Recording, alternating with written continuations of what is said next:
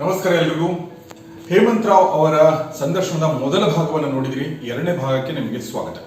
ಆದ್ರೆ ಅದರಲ್ಲಿ ಒಂದು ಮಿಸ್ ಆಗಿದೆ, ಹೀಗಾಗಿ ಈ ಒಂದು ಇನ್ಸರ್ಷನ್ ಅನ್ನು ಮಾಡ್ತಾ ಇದ್ದೀನಿ ವಿಡಿಯೋ ಮೂಲಕ. ಅದು ಏನಂದ್ರೆ, ಅವರ ಇಂಟ್ರೊಡ್ಯೂಸ್ ಮಾಡುವಾಗ ನಾನು ಒಂದು ಅಂಶವನ್ನು ಮಿಸ್ ಮಾಡಿದೆ. ಏನು ಅಂತಂದ್ರೆ, ಅವರು 2 ಸಿನಿಮಾಗಳನ್ನ ಕನ್ನಡದಲ್ಲಿ ನಿರ್ದೇಶನ ಮಾಡಿದರೆ, 3ನೇ ಸಿನಿಮಾಗೆ ರೆಡಿ ಆಗಿದ್ದಾರೆ. ಆದ್ರೆ ಹಿಂದಿನಲ್ಲಿ ಒಂದು ತುಂಬಾ ಇಂಟ್ರೆಸ್ಟಿಂಗ್ ಆಗಿರುವಂತ, ಇಂಪಾರ್ಟೆಂಟ್ ಆಗಿರುವಂತ ಸಿನಿಮಾದಲ್ಲಿ ಅವರು ಕೊಲಾಬರೇಟ್ ಆಗಿದ್ದಾರೆ. ಆ ಸಿನಿಮಾ ಯಾವುದು ಅಂದ್ರೆ ಶ್ರೀರಾಮ್ ರಾಘವನ್ ನಿರ್ದೇಶನದ ಅಂಧಾಧುನ್. ಈ ಅಂಧಾಧುನ್ ಕಥೆ ಹೇಗೆ ಶುರುವಾಯಿತು ಮತ್ತು ಅದು ಹೇಗೆ ಬೆಳೀತು ಅನ್ನೋ ವಿಷಯದಲ್ಲಿ ತುಂಬಾ ಮಹತ್ವದ ಪಾತ್ರ ವಹಿಸಿದವರು ಇದೇ ನಮ್ಮ ಹೇಮಂತ್ ರಾವ್ ಅವರು. ಸೊ ಈ ವಿಚಾರವನ್ನು ನಾನು ಇಂಟ್ರೊಡಕ್ಷನ್ ಅಲ್ಲಿ ಹೇಳಿಲ್ಲ, ಹೀಗಾಗಿ ಹೇಳ್ತಾ ಇದ್ದೀನಿ. ಮತ್ತೊಂದ್ಸಲ ನಿಮಗೆ ಸ್ವಾಗತ ಹೇಮಂತ್ ರಾವ್ ಅವರೊಂದಿಗಿನ ಸಂದರ್ಶನದ 2ನೇ ಭಾಗಕ್ಕೆ. ಕೊದಿಬಣ್ಣಲ್ಲಿ music was a big hit. But ನಾನು ಇವಾಗ ಫಿಲಮ್ ನೋಡಿದಾಗ ನನಗೆ ಬಿಗ್ಗೆಸ್ಟ್ ಮಿಸ್ ಹೊಡೆಯೋದು ವಿಷಯ ಅಂದರೆ ತುಂಬ ಹಾಡಿದೆ. ಇದು ಸಪ್ತಸಾಗರದ ಆಚೆಯಲ್ಲೋ ಹೊಸ ಸಿನಿಮಾ ಅನೌನ್ಸ್ ಮಾಡಿದಿರಿ, Rakshit Shetty again. Love story ಮಾಡಬೇಕು ಅಂತ ಭಾಳ ಆಸೆ ಇತ್ತು ಮುಂಚೆಯಿಂದ. ನಾನು ಅವ್ರಿಗೆ ಗೊತ್ತು ನಾನು ಅಲ್ಲಿಂದ ತೊಗೊಳ್ತಾ ಇದ್ದೀನಿ, ನನ್ನ ಹೆಸರು ಹಾಕೊತಾ ಇದ್ದೀನಿ, ಅದು ಕಳ್ತನ. ನಾನು ಹಿಟ್ ಡೈರೆಕ್ಟರ್ ಅಂತ ನಾನು ಯೋಚನೆ ಮಾಡಲ್ಲ. ಪ್ರತಿ ಕತೆ ಹೊಸ ಕತೆ. ಆ ಪೊಲೀಸ್ ಮೆನ್ಸ್ ಲೈಫ್ ಸತ್ಯ ಸುಳ್ಳು ಮಧ್ಯದಲ್ಲಿ. ಅವರು ಯಾವತ್ತೂ ಸರಿನೂ ಅಲ್ಲ, ಯಾವತ್ತೂ ತಪ್ಪು ಅಲ್ಲ, ಎರಡರ ಮಧ್ಯದಲ್ಲೇ ಇರ್ತಾರೆ ಯಾವಾಗಲೂ. 4 ಜನ ಹೋಗಿ ಶೂಟ್ ಮಾಡೋದು ಲಾ ಅಂತ ಡಿಕ್ಲೇರ್ ಆದರೆ ಅದನ್ನು ಅವ್ರು ಡಿಫೆಂಡ್ ಮಾಡಬೇಕು. Godhibanna is a much easier film because it is emotionally ತುಂಬ relatable. Kavaludaari is a difficult film to make it relatable. There is a very beautiful scene in Kavaludaari which unfortunately cut ಮಾಡಬೇಕಾಗಿತ್ತು. ನಾವು ನಮ್ಮನ್ನು ಮಾಮ, ನಾಯಿ ಅಂತೆಲ್ಲ ಕರೀತಾರೆ, ಬಟ್ ನಮ್ಗೇನು ಬೆಲೆ ಇಲ್ವಾ ಸೊಸೈಟಿಲಿ. ಅಂಧಾಧುನ್ಗೆ ನೀವು ಸ್ಕ್ರೀನ್ ಪ್ಲೇನಲ್ಲಿ ನೀವು ಭಾಗಿಯಾಗಿದ್ರಿ ಅನ್ನೋದ್ರ ಬಗ್ಗೆ ನಂಗೆ ಗೊತ್ತಾಯಿತು. ಸೊ ಆ ಫ್ರೆಂಡ್ ಶಾರ್ಟ್ ಫಿಲ್ಮ್ ಪಿಯಾನಿಸ್ಟ್. ಸೊ ನಾನು ಶ್ರೀರಾಮಿಗೆ ಶೇರ್ ಮಾಡಿದೆ ಇದನ್ನ. ಅಂದರೆ ಇದನ್ನು ಮಾಡಬೇಕು ಅನ್ನೋ ಉದ್ದೇಶ ಇರಲಿಲ್ಲ. ಒಂದು ಸಿನಿಮಾ ಕೆಲವೊಂದ್ಸಲ ಹೇಳ್ತಾರೆ, ಒಂದು ಒಳ್ಳೆ ಸಿನಿಮಾ ಅಥವಾ ಒಂದು ಹಿಟ್ ಸಿನಿಮಾನ ಮಾಡೋಕ್ಕಾಗಲ್ಲ, ಅದು ಆಗಬೇಕು ಅಂತೇಳಿ ಕರೆಕ್ಟಾಗಿ ಎಲ್ಲ. ಸೊ ನಿಮ್ಮ ಸಿನಿಮಾ ಹಂಗೆ ಅನ್ಸುತ್ತೆ ನನಗೆ. ಅದರಲ್ಲಿ ಸಿನಿಮಾಗ್ರಫಿ ಇರ್ಬೋದು, ಮ್ಯೂಸಿಕ್ ಇರ್ಬೋದು. ಖಂಡಿತ. ಅಂದರೆ ಐ ಕ್ಯಾನ್ ಸೇ 2 ಸಿನಿಮಾ ಅದು ಎಕ್ಸ್ಪೀರಿಯನ್ಸ್ ಇವೆ. ಕೌಲುದಾರಿ ಹಿಟ್ ಆದಮೇಲೆ ಕೂಡ the most important thing I feel is ನಿಮ್ಮ ತಂಡ ಏನಿದೆ ಅಲ್ಲ, ಅದು ತುಂಬ ಇಂಪಾರ್ಟೆಂಟು. ಅಂದರೆ and only thing that you can hope for is being sincere. And ನನಗೆ ತುಂಬ ಸ್ಟ್ರಾಂಗ್ ಬಿಲೀಫ್ ಏನು ಅಂದರೆ, ಆಡಿಯನ್ಸು ನಿಮ್ಮ ಸಿನ್ಸಿಯರಿಟಿನ ನಿಮ್ಮ ಸಿನಿಮಾದ ಬಂದು ನೋಡಿ ಇಷ್ಟ ಆಗದೆ ಹೋಗ್ಬೋದು, ಬಟ್ ನೀವು ಸಿನ್ಸಿಯರಾಗಿ ಪ್ರಯತ್ನ ಪಟ್ಟಿದ್ದೀರಾ ಅಂತ ಅವ್ರಿಗೆ ಅನಿಸಿದ್ರೆ ಆ ಸಿನಿಮಾಗೆ ಜೀವ ಇರುತ್ತೆ. ಅದು ಯಾವ ಥರ ಸಿನಿಮಾ ಬೇಕಾದ್ರೂ ಆಗಿರ್ಬೋದು, ಒಂದು ಆರ್ಟ್ ಸಿನಿಮಾ ಆಗಿರ್ಬೋದು, ಕಮರ್ಷಿಯಲ್ ಸಿನಿಮಾ ಆಗಿರ್ಬೋದು, ಮಾಸ್ ಫಿಲಮ್ ಆಗಿರ್ಬೋದು, ಯಾವ ಥರ ಸಿನಿಮಾ ಬೇಕಾದ್ರೂ ಆಗಿರ್ಬೋದು, ಒಂದು ತುಂಬ ಒಂಥರ ಒಂದು ಸ್ಲ್ಯಾಪ್ಸ್ಟಿಕ್ ಸೆಕ್ಸ್ ಕಾಮಿಡಿನೂ ಆಗಿರ್ಬೋದು. ಆ್ಯಸ್ ಲಾಂಗ್ ಆ್ಯಸ್ ಒಂದು ಸಿನ್ಸಿಯರಾಗಿ ಮಾಡಿದ್ದಾರೆ ಅಂತ ಆಡಿಯನ್ಸಿಗೆ ಅನಿಸಿದ್ರೆ, ಥ್ರೂ ಔಟ್ ನೀವು ಹೆಂಗೆ ಮಾರ್ಕೆಟ್ ಮಾಡ್ತೀರಾ, ಹೆಂಗೆ ಇದು ಮಾಡ್ತೀರಾ, ಎಲ್ಲ ಕೌಂಟ್ ಆಗತ್ತಲ್ಲ. ಸೊ ಆ ಪರ್ಸ್ಪೆಕ್ಟಿವಿಂದ ಇಟ್ಸ್ ವೆರಿ, ಅಂದರೆ ಎಲ್ಲರೂ ಆ ಹೊಸತನಕ್ಕೆ ಫೈಟ್ ಮಾಡಬೇಕು. You have to fight for that innocence. So and thankfully I been able to collaborate with those kind of people. Musically ಕೂಡ ನೀವು ಎಕ್ಸ್ಪೆರಿಮೆಂಟ್ ಮಾಡೋಕ್ಕೆ ಟ್ರೈ ಮಾಡಿದ್ದೀರಿ? ಹೌದು. ಅಂದರೆ ನನಗೆ ಎಲ್ಲ ಥರ ಮ್ಯೂಸಿಕ್ ಕೇಳೋಕೆ ಇಷ್ಟ. ನಾನು ಚರಣ್ಗೆ ಹೇಳಿದ್ದು ಒಂದು 2-3 ವಿಷಯ ಏನು ಅಂದರೆ, ನನಗೆ ಇಂಗ್ಲೀಷ್ ಪದಗಳು ಉಪಯೋಗ ಮಾಡೋದು ಇಷ್ಟ ಇಲ್ಲ. ಅಂದರೆ ನಾನು ಇಂಗ್ಲೀಷಲ್ಲಿ ತುಂಬ ಮಾತಾಡ್ತೀನಿ, but that is because of my education. ನಾನು ಇಂಗ್ಲೀಷ್ ಸ್ಕೂಲ್ಗೆ ಹೋಗಿದ್ದು, it was the thing to do. But Kannada ಹಾಡಲ್ಲಿ ನನಗೆ ಇಂಗ್ಲೀಷ್ ಪದಗಳು ಕೇಳಿದಾಗ ಸಖತ್ ಇರಿಟೇಟ್ ಆಗುತ್ತೆ. ಪರ್ಸ್ನಲ್ ಪ್ರಿಫರೆನ್ಸ್, ಅದು ಮಾಡೋದು ತಪ್ಪು ಅಂತಲ್ಲ. ಆ್ಯಂಡ್ ನಾನು ಕೇಳ್ತಾ ಇದ್ದೆ ಕ್ಲಾಸಿಕ್ಸ್ ಎಲ್ಲ ತುಂಬ ಒಂದು ಸಾಹಿತ್ಯ ಇರೋದು, ಅಂದರೆ ಆ ಲೈನ್ಸಲ್ಲಿ ಎಷ್ಟು ಒಂದು ಮೀನಿಂಗ್ ಇರೋದು ಅಂದರೆ, ಅದೆಲ್ಲ ನಾವು ನನ್ನ ಸಿನಿಮಾಲಿ ಮಾಡಿದಾಗ ಅದೆಲ್ಲ ಇರಬೇಕು ಅಂತ ನನಗೊಂದಿತ್ತು. ಸೊ ಬಟ್ ನಾನು ಎಲ್ಲ ಥರ ಮ್ಯೂಸಿಕ್ ಕೇಳ್ತೀನಿ. I listen to jazz, I listen to rock, I listen to pop, rap, all kinds of music. So I wanted to try all those things. So ಅದಕ್ಕೆ ಗೋದಿಬಣ್ಣ ಮಾಡ್ಬೇಕಾದ್ರೆ ಚರಣ್ಗೆ ಹೇಳಿದ್ದು, ನಮಗೇನು ಇಷ್ಟ ಆಗುತ್ತೆ ಅದನ್ನು ಮಾಡೋಣ ಚರಣ್ ಫಸ್ಟ್. ನಮಗಿಷ್ಟ ಆಗಿಲ್ಲದೆ ಇರೋದನ್ನ ಆಡಿಯನ್ಸ್ಗೆ ಇಷ್ಟ ಆಗೋಕ್ಕೆ ಫೋರ್ಸ್ ಮಾಡೋಕ್ಕಾಗಲ್ಲ. ನಮಗಿಷ್ಟ ಆದ್ರೇ ಆಡಿಯನ್ಸ್ ಇಷ್ಟ ಆಗೋಕ್ಕೆ ಸಾಧ್ಯ ಅಂದ್ಕೊಂಡು ನಂಬಿಕೆಯಲ್ಲಿ ನಾವು ಕೆಲಸ ಮಾಡೋಣ ಅಂತ. So that is how we worked. And thankfully the album really worked. ಅಂದರೆ ತುಂಬ ಇಷ್ಟಪಟ್ಟರು ಜನರು. And again same philosophy we tried with Kavaludaari also. But ಕೌಲುದಾರಿಲಿ ನಾನು ಗೋದಿಬಣ್ಣಲ್ಲಿ ಕಲ್ತಿದ್ದೇನು ಅಂದರೆ, ಗೋದಿಬಣ್ಣಲ್ಲಿ music was a big hit. But ನಾನು ಇವಾಗ ಫಿಲಮ್ ನೋಡಿದಾಗ ನನಗೆ ಬಿಗ್ಗೆಸ್ಟು ಮಿಸ್ ಹೊಡೆಯೋದು ವಿಷಯ ಅಂದರೆ, ತುಂಬ ಹಾಡಿದೆ ಅಂತ ಫಿಲಮಲ್ಲಿ. ಬೇಕಾಗಿರೋದಕ್ಕಿಂತ ಜಾಸ್ತಿ ಮ್ಯೂಸಿಕ್ ತುರುಕಿದ್ದೀನಿ. ಬಿಕಾಸ್ ನನಗೆ ಮ್ಯೂಸಿಕ್ ಇಷ್ಟ ಅಂತ. So that is the learning that I got. So ನಾನು ಕವಲುದಾರಿ ಮಾಡ್ಬೇಕಾದ್ರೆ ಚರಣ್ಗೆ ಹೇಳಿದೆ, ಮ್ಯಾಕ್ಸಿಮಮ್ 3 ಅಥವಾ 4 ಹಾಡು ಇರುತ್ತೆ, ಗೋಧಿ ಬಣ್ಣ ಮಾಡಿದ ಮಿಸ್ಟೇಕ್ ಬೇಡ ಅಂತ. ಆ್ಯಂಡ್ ಅವ್ರಿಗೂ ಅದಿತ್ತು ಕ್ಲಾರಿಟಿ ಇತ್ತು, ಅವ್ರಿಗೂ ಗೊತ್ತಿತ್ತದು. ನಾವು ತುಂಬ ಜಾಸ್ತಿ ನಾವು ಗೋಧಿ ಬಣ್ಣ ಮಾಡ್ಬೇಕಾದ್ರೆ 3-4 ಹಾಡು ಅಂದ್ಕೊಂಡಿದ್ವಿ, 9 ಹಾಡಿತ್ತು ಕೊನೆಯಲ್ಲಿ. ಒಂದು ಹಾಡು ಬಿಡುಗಡೆ ಮಾಡಲಿಲ್ಲ ನಾವು, ಬಟ್ ಫಿಲಮಲ್ಲಿ ಉಪಯೋಗಿಸ ಮಾಡಿದ್ವಿ. Totally 10 songs which was totally unnecessary actually. But ಒಂದೇನಂದರೆ, ನಾನು ಈಗ ನಿಮ್ಮ ಸಿನಿಮಾದ ಬಗ್ಗೆ ನನಗೆ ಯೋಚನೆ ಮಾಡಿದರೆ, ನನಗೆ ಒಂದಷ್ಟು ಧುನ್ ನೆನಪಿಗೆ ಬರುತ್ತೆ ಬಿಟ್ಟರೆ ಹಾಡುಗಳು ನೆನಪಿಗೆ ಬರಲ್ಲ. ಓಕೆ, ಒಂದಷ್ಟು ಟ್ಯೂನ್ಸ್ಗಳು ನೆನಪಿಗೆ ಬರ್ತವೆ. ಒಂದು ಎರಡನೇದೇನೆಂದರೆ, ನೀವು ಹಾಡುಗಳನ್ನ ನೀವು ಹಾಕಿ, ನೀವು 10 ಹಾಡುಗಳಿಂದ ಏನು ಹೇಳ್ತಾ ಇದ್ರ, 10 ತೆರೆ ಮೇಲೆ ಇಲ್ಲ, ಅವು ತೆರೆ ಹಿಂದ್ಗಡೆ ಇದೆ. ಅವು they have blended with the emotion the scenes. So ಹಿಂಗಾಗಿ ನೀ ನೋಡೋರಿ ಅಬೌಟ್ ದಟ್ ಅನ್ಸುತ್ತೆ ನಂಗೆ. ಅಲ್ಲ ಅಂದ್ರೆ ಇಟ್ಸ್ ಅ ಮೈ ಪರ್ಸ್ಪೆಕ್ಟಿವ್. ಗೊತ್ತಾಯ್ತು, ನಾನು ನೋಡ್ತಾ ಇರ್ಬೇಕಾದ್ರೆ I know it works for the audience, but it's also a handicap. ಅಂದ್ರೆ ಒಂದು ಹಾಡಲ್ಲಿ ನೀವು ಎಮೋಷನ್ನ ಇನ್ವೋಕ್ ಮಾಡೋದು ಬಹಳ ಸುಲಭ. ಅಂದ್ರೆ ಆಸ್ ಎ ಟ್ರಿಕ್, ಒಂದು ಟ್ಯೂನ್ ಹಾಕಿದ್ರೆ ಇಮಿಡಿಯೇಟ್ ಆಗಿ ಏನೇ ಪೀಸುವೆ ನೀವು. ಅದಕ್ಕೆ ನಮ್ಮ ಮಾಧ್ಯಮದಲ್ಲಿ ನ್ಯೂಸಲ್ಲೆಲ್ಲ ನೀವು ಬ್ಯಾಕ್ ಗ್ರೌಂಡ್ ಮ್ಯೂಸಿಕ್ ತೆಗೆದ್ಬಿಟ್ಟು ಅದೇ ನ್ಯೂಸ್ ನೋಡಿದ್ರೆ ತುಂಬಾ ಡಲ್ ಅನ್ಸುತ್ತೆ. But that is the trick. That is the trick. Actually ಅದನ್ನ ತೆಗಿಬೇಕು ಅಂತ ಸುಮಾರು ಜನ ಹೇಳ್ತಾರೆ. ಅಲ್ಲ, ಐ ಹೋಪ್ ದೇ ಡು. ನಾನು ಮೊನ್ನೆನೂ ಹೇಳಿದೆ, ಯಾವುದೋ ಒಂದು ತುಂಬ ಎಮೋಷನಲ್ ಸ್ಟೋರಿಗೆ ಒಂದು ಏನೋ ಹಾಕಿದ್ರು, ಈ ಮ್ಯೂಸಿಕ್ ಇಲ್ಲದೆ ಮಾಡೋಕ್ಕಾಗಲ್ವಾ ಅಂತೇಳಿ. ಈಗ ಎಷ್ಟು ಅಡ್ಜಸ್ಟ್ ಆಗ್ಬಿಟ್ಟಿದ್ದಾರೆ ಅಂದ್ರೆ ಅವರೆಲ್ಲ, ಮ್ಯೂಸಿಕ್ ಇಲ್ಲದೆ ಮಾಡ್ತೀರಾ ಅಂತ. ಮ್ಯೂಸಿಕ್ ಇರಲ್ಲ ಆಕ್ಚುಲಿ, ಇರಬಾರ್ದು. ಆಮೇಲೆ ಅದು ಹಂಗೇನೆ ಅದು ರಿಲೇಟ್ ಆಗ್ಬೇಕು ಆಕ್ಚುಲಿ. ಸೊ ನೀವು in fact Persian cinema, middle eastern cinema, they don't believe in music in cinema because they think it is cheating the audience. And some of the best films that I have seen, children of heaven ಆಗಿರಲಿ, song of sparrows, Majid Majidi ಅವರೆಲ್ಲ cinema, ಅಥವಾ separation, ಇಂಥ emotionally strong charged films ಅಂದರೆ ನೀವು ಕೊನೆಯಲ್ಲಿ ದುಃಖ ಆಗತ್ತೆ, ನಿಮ್ಮನ್ನು ಆ ಸಿನಿಮಾ ಕಾಡತ್ತೆ. ಒಂದು ಅಂಶ ಮ್ಯೂಸಿಕ್ ಉಪಯೋಗಿಸಲ್ಲ, no background score, no music. And that is ಅಂದರೆ ಗಲ್ಲಿ ಕ್ರಿಕೆಟಲ್ಲಿ ಆಡೋದು ಒಂದು ಲೆವೆಲ್ ಆದರೆ, ಟೆಸ್ಟ್ ಕ್ರಿಕೆಟ್ ಆ್ಯಟ್ MCGಲಿ playing seam of West Indies bowling is different class. So that is how I look at it. So you have to become better and better, and how you become better is by playing in tougher conditions. So without help of other things. Yes. So ಅದಕ್ಕೆ ಕವಲುದಾರಿ ಮಾಡ್ಬೇಕಾದ್ರೆ ಅದು clarity ಇತ್ತು, ಸಾಂಗ್ಸ್ನ use ಮಾಡೋದು ಬೇಡ, ಬೇರೆ ಥರ approach ಮಾಡೋಣ ಅಂತ. So that is how we intend to grow. So Saptasagara ಬೇರೆ ಏನೋ ಪ್ಲ್ಯಾನ್ ಇದೆ. ಸೊ ಎಲ್ಲ ಡೈರೆಕ್ಟರ್ಗೂ ಮೊದಲನೇ ದಿನದ ಶೂಟ್ ಇರುತ್ತಲ್ಲ, ಅದು ಸ್ವಲ್ಪ ಚಾಲೆಂಜಿಂಗ್ ಆಗಿರುತ್ತೆ. ನಾನು ಮೊನ್ನೆ ರಾಮ್ ಗೋಪಾಲ್ ವರ್ಮದು ಓದ್ತಾ ಇದ್ದೆ, ಅದು ನೀವು ಓದಿರ್ಬೋದು. ಅದರಲ್ಲಿ ಅವ್ರ ಫಸ್ಟ್ ಡೇ ಅದೇನು ಸೌಂಡ್, ಲೈಟ್ಸ್, ಕ್ಯಾಮ್ರಾ, ಆ್ಯಕ್ಷನ್ ಅಂತ ಹೇಳಬೇಕಾಗಿತ್ತು ಅವಾಗ. ಈಗ ಬರೀ ಲೈಟ್ಸ್ ಮತ್ತು ಆ್ಯಕ್ಷನ್ ಅಷ್ಟೇ ಇದೆ, ಸೌಂಡ್ ಇಲ್ಲ ಈಗ. ಅವಾಗ ಅವನು ಆರ್ಡರ್ ಅಂತಾನೆ, ಅವನು ಯಾರು ಕ್ಯಾಮ್ರಾಮನ್ ಅಂತಾನೆ, ಆರ್ಡರ್ ಸರ್ ಅಂತಾನೆ. ಇವನಿಗೆ ಗೊತ್ತಿಲ್ಲ ಏನೇ ಹೇಳ್ಬೇಕು, ಇವನು ಆರ್ಡರ್ ಸರ್ ಅಂತಾನೆ. ಇವನು ಅವಾಗ ಇವನ್ ಪಕ್ಕದಲ್ಲಿ ಕೂತ್ಕೊಂಡಿರ್ತಾನೆ ಅಸಿಸ್ಟೆಂಟ್, ಅವ್ನು ಹಿಂಗೆ ಆರ್ಡರ್ ಕೇಳ್ತಾ ಇದ್ದಾನೆ, ನೀನ್ ಯಾಕೆ ಹೇಳ್ತಾ ಇದೀಯ ಅಂತೇಳಿ. ಏನ್ ಮಾಡ್ಬೇಕು ನಾನು ಅಂದ. ನಾನು ಪವನ್ ಜೊತೆ ಮಾತಾಡೋದು, ಪವನ್ ಇದನ್ನ ಹೇಳಿದ್ರು ನನಗೆ. ಫಸ್ಟ್ ಡೇ ನನಗೆ ಯಾವ ಆರ್ಡರ್ ಹೇಳ್ಬೇಕಂತ ಗೊತ್ತಾಗ್ತಿರ್ಲಿಲ್ಲ ನನಗೆ. ಸೊ ನಿಮ್ದು ಏನಾದ್ರು ಇದೆಯಾ ಆ ಥರ ಫಸ್ಟ್ ಡೇ? ಆದ್ರೆ ನಾನು ಫಸ್ಟ್ ಶಾರ್ಟ್ ತೆಗೆದಿದ್ದು ಆನಂದ್ ಸರ್ದು. ಓಕೆ, ಆಕ್ಚುಲಿ ಆ ಸೀನ್ ಅನ್ಫಾರ್ಚುನೇಟ್ಲಿ ಕಟ್ ಮಾಡಿದ್ವಿ, ಸಿನಿಮಾಲಿ ಇಲ್ಲ ಆ ಸೀನು.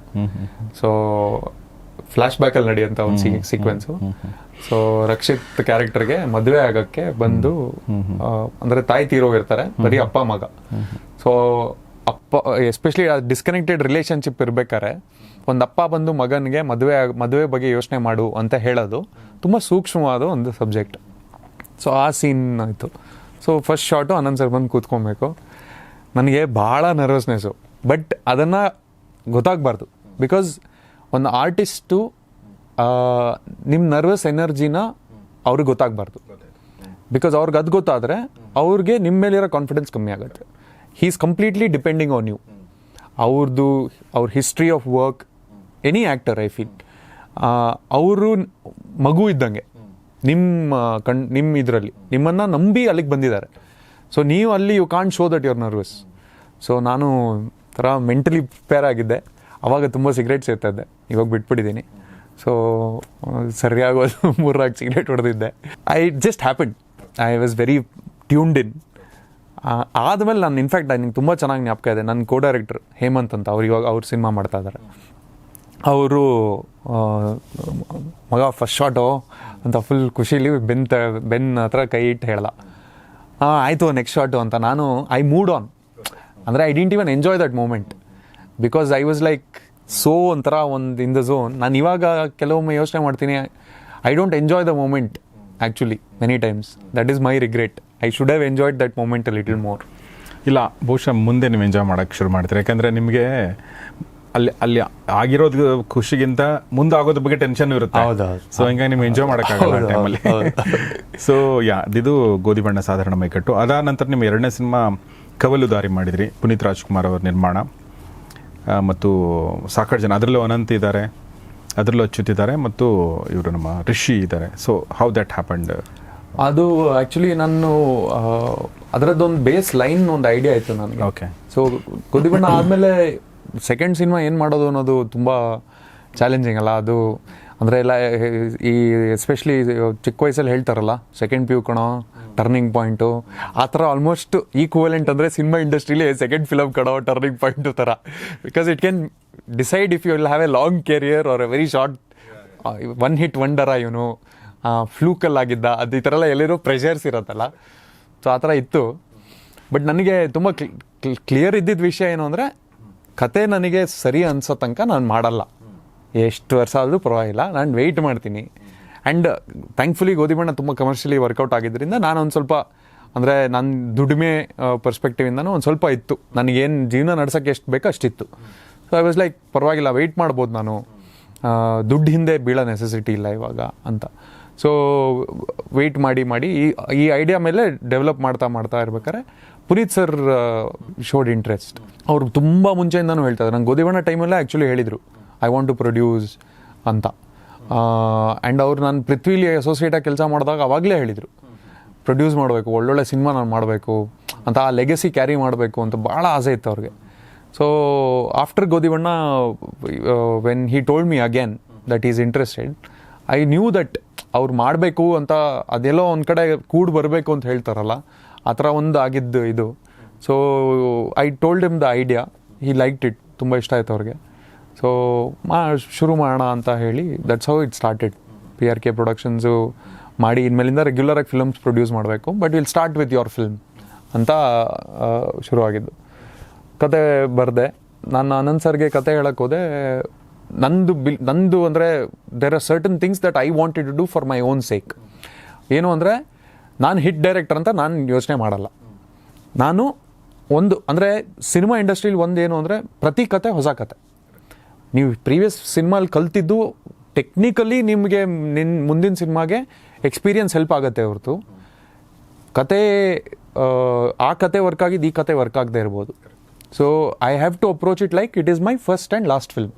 ಮತ್ತೆ ಒಂದು ಹೊಸ ಸಿನಿಮಾ ಇದು ನನ್ನ ಕೊನೆ ಸಿನಿಮಾ. ನಾನು ಗೋಧಿ ಬಣ್ಣ ಹೆಂಗೆ ಮಾಡಿದ್ನೋ mentally, first and last film I will put everything ಅಂತ ಒಂದು ಆ್ಯಟಿಟ್ಯೂಡಲ್ಲಿ ಸಿನಿಮಾ ಮಾಡ್ತೀನಿ ಅಂತಲೇ ಹೊರಟಿದ್ದು. ಸೊ ಅದು ಸೇಮ್ ಆ್ಯಟಿಟ್ಯೂಡ್ನ, ಅಂದರೆ ಇಟ್ ಈಸ್ ಡಿಫಿಕಲ್ಟ್. ನೀವು ಜಾಸ್ತಿ ಸಿನಿಮಾ ಮಾಡಿದಷ್ಟು ಅದನ್ನು ರೀಕ್ರಿಯೇಟ್ ಮಾಡೋದು ಮೆಂಟಲಿ ಕಷ್ಟ ಆಗುತ್ತೆ. Because you feel more experienced, you feel more confident, but also you have to fight against that. You have to feel like you're a fresher, which is very difficult to do. It's not a easy thing to do. You have to train yourself to constantly keep thinking that you are new. You don't know anything. So when you don't know anything, you are eager to learn. So ಅಂದರೆ ಆ ಆ್ಯಟಿಟ್ಯೂಡಲ್ಲಿ it started. ರಿಷಿಗೆ ಕತೆ ಹೇಳಿದೆ. And ನಾನು ಅಂದರೆ ರಿಷಿ ಅವಾಗ ಇನ್ನೂ operation Alamelamma release ಆಗಿರಲಿಲ್ಲ. Teaser ಒಂದು ಬಂದಿತ್ತು. ಸೊ ಟೀಸರ್ ನೋಡಿ ನನಗೆ, ನಾನು ಆ್ಯಕ್ಚುಲಿ ಲವ್ ಚುರುಮುರಿಗೆ ರಿಷಿ ಅವ್ರನ್ನ ಭೇಟಿ ಮಾಡಿದ್ದೆ ಮೇನ್ ಲೀಡ್ ರೋಲ್ಗೆ. ಆವಾಗಲೇ ಅನಿಸಿತ್ತು ನನಗೆ, ಇವರು ಒಂದು ಪೊಲೀಸ್ ಇನ್ಸ್ಪೆಕ್ಟರ್ ಪಾತ್ರ ಮಾಡಿದ್ರೆ ಸೂಪರ್ ಆಗಿರತ್ತೆ ಅಂತ. ಇನ್ಫ್ಯಾಕ್ಟ್ ಅವ್ರಿಗೆ ಹೇಳಿದ್ದೆ. So it so happen that 3 years litre we met and it happen again. Okay, ಕಥೆ ಬಗ್ಗೆ ನೀವು ಹೇಳ್ತಾ ಇದ್ರಿ. ಯಾವುದು ಅಂದರೆ that Genesis of that story Kavaludaari, ಅದು ಡೆವಲಪ್ ಆಗಿರೋದು ಅಂದರೆ ಪೊಲಿಟಿಕಲ್ ಇದೆ, ಸೋಷಿಯಲ್ ಇಶ್ಯೂಸ್ ಇದೆ, ಸುಮಾರು ವಿಚಾರಗಳಿದೆ ಅದರಲ್ಲಿ. ಸೊ ಅದ್ರ ಬಗ್ಗೆ ಏನು ಹೇಳ್ಬೋದು? ಅಂದರೆ ನಾನು ಕತೆ ಬರೀಬೇಕಾದ್ರೆ ಆ್ಯಕ್ಚುಲಿ ನಮ್ಮ ಮನೆ ಹತ್ರ ಒಂದು ರೋಡ್ ಎಕ್ಸ್ಟೆನ್ಷನ್ ಆಗ್ತಾಯಿತ್ತು ಮನೆ ಪಕ್ಕದಲ್ಲಿ. ಸೊ ನಾನು ವಾಕಿಂಗ್ ಹೋಗ್ತಾ ಇರ್ಬೇಕಾದ್ರೆ ಐಟ್ ಜಸ್ಟ್ ಸೀನ್, ಅವಾಗ ಅನಿಸ್ತು ಇಲ್ಲಿ ಮೂಳೆಗಳು ಚಿಕ್ಕಿದ್ರೆ ಏನಾಗಬಹುದು, ನಿಲ್ಲಿಸ್ಬಿಡ್ತಾರ ಕನ್ಸ್ಟ್ರಕ್ಷನ್ನ ಅಂತ. Then I was thinking just ಒಂಥರ going into a rabbit hole ಅಂತಾರಲ್ಲ, ಹಂಗೆ ನೋಡೋಕೋದ್ರೆ ಆ್ಯಕ್ಚುಲಿ ಎಷ್ಟೊಂದು ಸಾಮ್ರಾಜ್ಯಗಳು ಆಳಿದೆ, ಅವ್ರು ಇವ್ರನ್ನ ಸಾಯಿಸಿದ್ದಾರೆ, ಇವ್ರು ಅವ್ರನ್ನ ಸಾಯಿಸಿದ್ದಾರೆ. ವಿ ಆರ್ ಆಲ್ ಒಂಥರ are entire life is built on bones, the entire city is built on bones. So and ಮರ್ತೋಗ್ಬಿಡ್ತೀವಿ ನಾವು ಸುಮಾರು ವಿಷಯಗಳನ್ನ. ಸೊ ಆ ಒಂದು ಯೋಚನೆಯಿಂದ ಶುರುವಾಗಿದ್ದು, ಈ ಮೂಳೆಗಳು ಚಿಕ್ಕಿದ್ರೆ ಹೆಂಗೆ, how does something that happens in the past, how is it relevant in the future. And criminalisation of politics. ಅಂದರೆ ನಾನು ಪೊಲಿಟಿಕಲಿ ತುಂಬ ವಾತಾವರಣ ಬದಲಾವಣೆಗಳಾಗಿದೆ in the last 10 years. Big political shift ಆಗಿದೆ in terms of the power that was there to the power that is going to be there. So what are the changes, what are the resistance, ಅದನ್ನು ಅರ್ಥ ಮಾಡ್ಕೊಳ್ಳೋಕ್ಕೆ I was in the middle of it. And I have my own very strong political views. So but what disturbs me is when criminals get in to politics. I want to explore ಹೆಂಗಾಗತ್ತದು, ಏನು ಅಷ್ಟು ಸುಲಭವಾಗಿ ಬಂದ್ಬಿಡ್ತಾರ ಪಾಲಿಟಿಕ್ಸ್ಗೆ ಅಂತ. I realise the system is broken because people don't give a damn. ಅಂದರೆ ನಮ್ಗೆ ಅಷ್ಟೊಂದು ತಲೆ ಕೆಡಿಸ್ಕೊಂಡು ನಾವು ಎಲೆಕ್ಷನ್ಸ್ನೆಲ್ಲ ಸೀರಿಯಸ್ ಆಗಿ ತೊಗೊಂಡು ನಾವು ಓಟೆಲ್ಲ ಹಾಕೋದಾದ್ರೆ actually there will be good representation. ನಾವು ಅದನ್ನು we just do it like a duty. ಅರ್ಧಕ್ಕರ್ಧ ಜನ ವೋಟ್ ಮಾಡಲ್ಲ. Your turnout is 18-19% maximum. So 70% of the audience does not care about the country, about who the leader is. They rather ಮನೇಲಿ ಕೂತ್ಕೊಂಡು ಅದ್ರ ಬಗ್ಗೆ complaint ಮಾಡೋಕ್ಕೆ ರೆಡಿ ಇರ್ತಾರೆ, but vote ಮಾಡಲ್ಲ. ಆ್ಯಂಡ್ ವೋಟ್ ಮಾಡ್ಬೇಕಾದ್ರೆ ಯಾರು ಕ್ಯಾಂಡಿಡೇಟು ತಿಳ್ಕೊಳ್ಳಲ್ಲ, ಇಟ್ಸ್ ಅ ಅನ್ನೋನ್.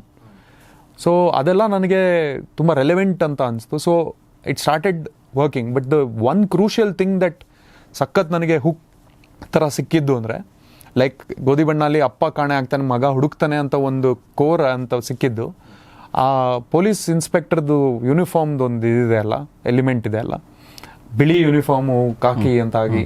ಆ್ಯಂಡ್ ಅವ್ರ ಜೀವನ, ಆ police men's life is very ಒಂಥರ ಸತ್ಯ ಸುಳ್ಳು ಮಧ್ಯದಲ್ಲಿ. They are always in grey, they operate in grey. ಅವರು ಯಾವತ್ತೂ ಸರಿನೂ ಅಲ್ಲ, ಯಾವತ್ತೂ ತಪ್ಪು ಅಲ್ಲ, ಎರಡರ ಮಧ್ಯದಲ್ಲೇ ಇರ್ತಾರೆ ಯಾವಾಗಲೂ. ಸೊಸೈಟಿ ಏನು ಲಾ ಅಂತ ಡಿಫೈನ್ ಮಾಡುತ್ತೆ ಅದನ್ನು ಅವ್ರು ಎಕ್ಸಿಕ್ಯೂಟ್ ಮಾಡ್ತಾರೆ. ನಾಳೆ ಸೊಸೈಟಿ ಡಿಫೈನ್ ಮಾಡಿದ್ರೆ 4 ಜನನ ಹೋಗಿ ಶೂಟ್ ಮಾಡೋದು ಲಾ ಅಂತ ಡಿಕ್ಲೇರ್ ಆದರೆ ಅದನ್ನು ಅವ್ರು ಡಿಫೈನ್ ಮಾಡಬೇಕು. So there is a lot of moral ambiguity, lot of conflict. ಅದು ನನಗೆ ತುಂಬ ಇಂಟ್ರೆಸ್ಟಿಂಗ್ ಅಂತ ಅನಿಸ್ತು. And when that ties back to the uniform and how the genesis of uniform happen, ತುಂಬ ಒಂದು ಸ್ಟ್ರಾಂಗ್ ಸಬ್ಜೆಕ್ಟ್ ಇದು. ಆ್ಯಂಡ್ ಆ ಜಾನರ್ ನನಗೆ ತುಂಬ ಇಷ್ಟ. ಆ ಮರ್ಡರ್ ಮಿಸ್ಟ್ರಿ ಥರದ್ದು genre it's one of my favourite genre. ನಾನು ತುಂಬ ಸಿನಿಮಾಗಳು ನೋಡಿದ್ದೀನಿ ಆ ಜಾನರಲ್ಲಿ, ಹಿಚ್ಕಾಕ್ ಎಲ್ಲ ಸಿನಿಮಾಗಳು. ಸೊ ಅದೊಂದು ಆಸೆ ಇತ್ತು ಆ ಜಾನರಲ್ಲಿ ಎಲಿಮೆಂಟ್ಸ್ನ ಟ್ರೈ ಮಾಡಬೇಕು ಅಂತ.